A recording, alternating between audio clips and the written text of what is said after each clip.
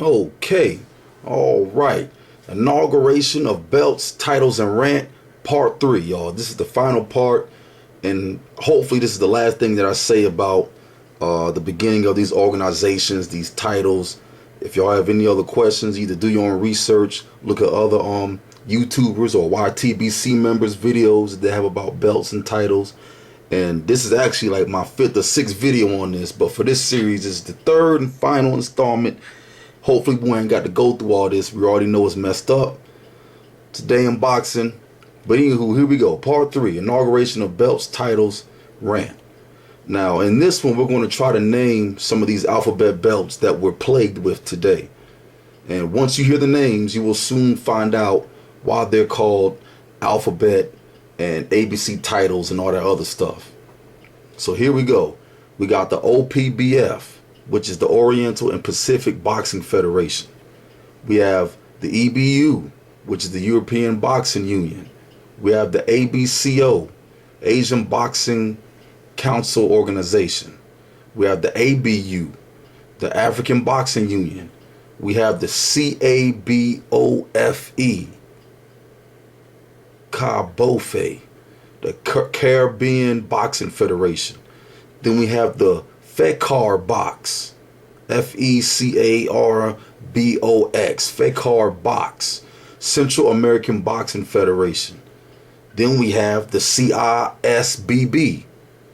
CIS joined with the Slovenian Boxing Bureau.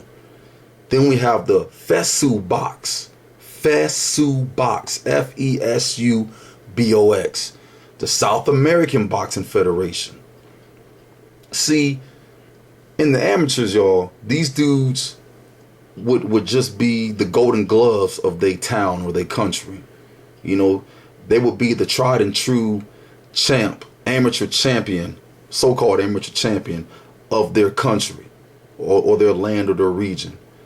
And then once they got to the Olympiad, see, we would throw all of them into a tournament like the Olympiad in a 16-man bracket or a 32-man bracket or however many. And if there's an odd number of these young men and women that won from their countries, then we'll have a pigtail match or whatever we need to do. And then at this Olympiad or this grand tournament, where all these young champions from all these places, they mix it up and the last man standing wins. Hence we have the golden, the number one, the champion. Now, I know I'm beating a dead horse with this, but you know, I think this needs to be reiterated, especially for the newer people who are starting to get into boxing and they're seeing all these belts and they thinking it's 6 and 7 champions to each weight. There's really not. I mean, there is, but there really ain't. Anyway, you get to the pro level. Sucker, you ain't nothing. You get to the pro level and you may be the number one contender at a weight class, but you may not get a title shot. And there's 6, 7, 8 belts at your weight and you still might not get a title shot. That's a damn shame. And if you do get a title shot, it's one of those little copper belts or something, or they give you an interim thing like they did with Keith Thurman, or they give you the silver championship because the crown champion don't want to come out of his country, or just politics, man, just politics. But you want to fight the best. You want to go. You want to be the man in history. That's why we can't refute these undisputed shit. We can't refute Ali. There's nothing we can say. Even though they're all great champions right now. You know, you got Floyd, you got Kovalev. To me, we can always say, well, they ain't as good as Armstrong, and you might ask, why is that? Well, they weren't undisputed. Just that fact alone, them jokers ain't as great because they ain't undisputed. They ain't got the Crown Universal Championship. So they need to acquire those belts. You know, you want to be like your boy Big Crit. You want to be a king remembered in time. You want to be legendary. You want to have all the belts. And I feel bad, even though it's a money game and it's political, that when you win the Olympiad, you're the king of all amateurs. And then you go to pro and you can win a title and still be looked upon as weak because of all the belts and separation. But anyway, I'm gonna start ranting. And anyway, we have we already spoke about the WBO, which is located in San Juan, Puerto Rico.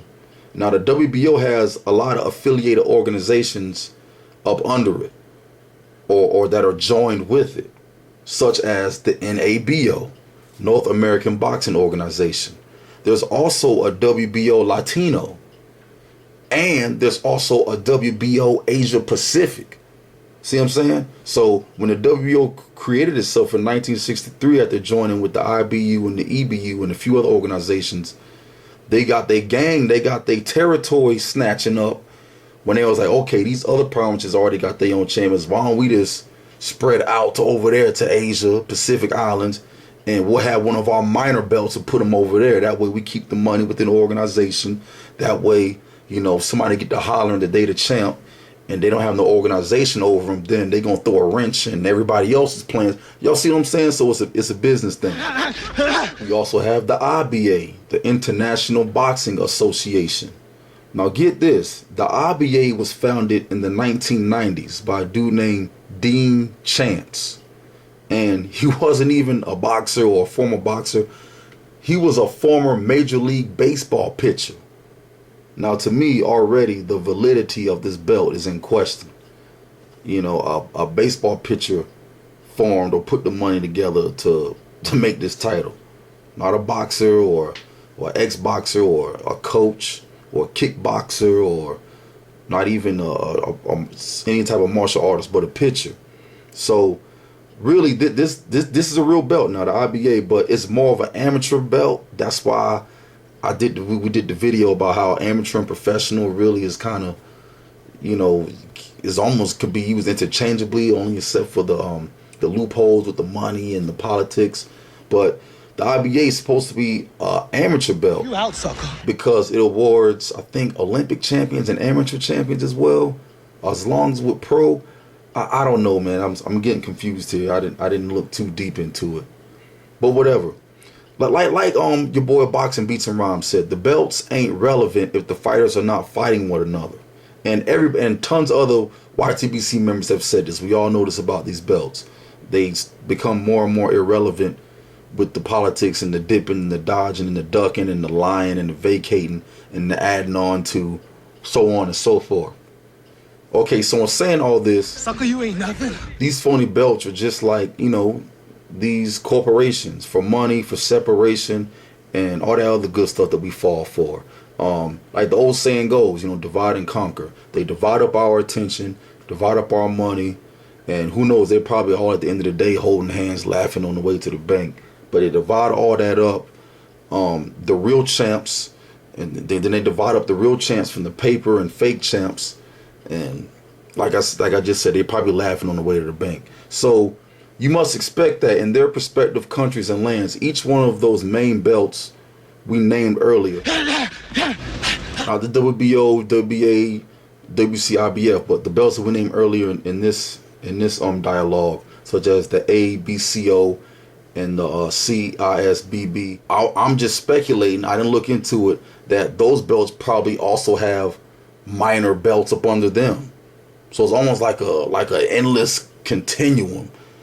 Like if you the ABCO or the CISBB champ in your 3-part region of, let's say, Slovenia, what's the countries over there, Yugoslavia and Czechoslovakia, it's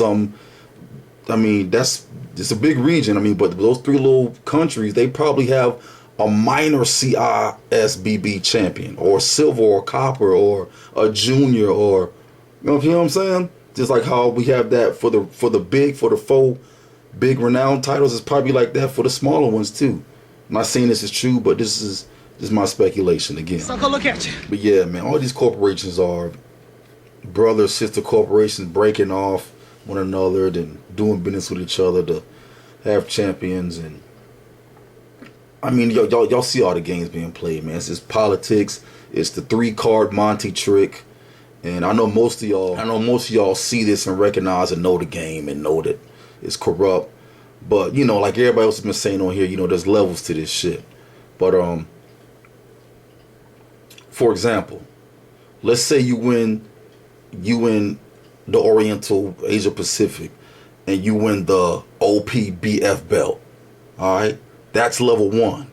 You're a champion of some sort, but in all actuality, compared to the world, you're really just a decent contender.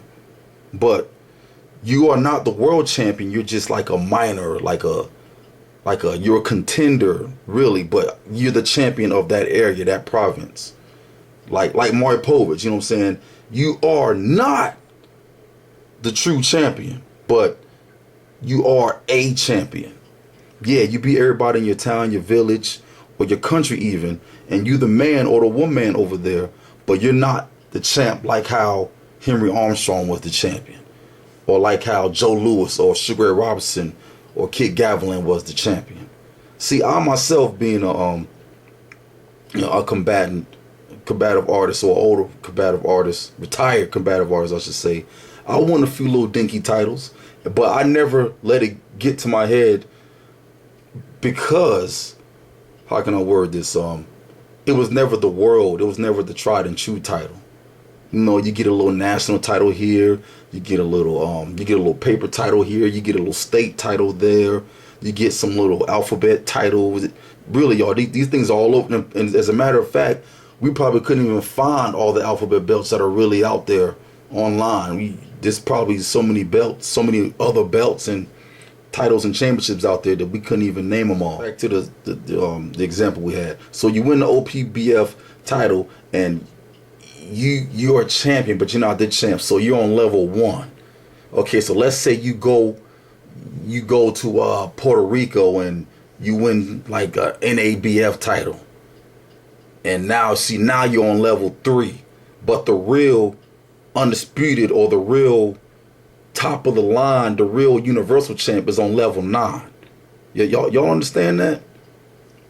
There's levels to it, like everybody else been saying on here. You get a regional title, a regional belt, and then let's say you even get the WBC belt. Let's say you get one out the 4 main titles. Now, you may be actually the baddest man in that weight, but we won't know until you collect all the belts and become undisputed. But in most cases, when the titles are broken up and one dude gets one of the titles, they usually on like level 3 or 4 compared to the real man of that weight, who's on level 9 or 10.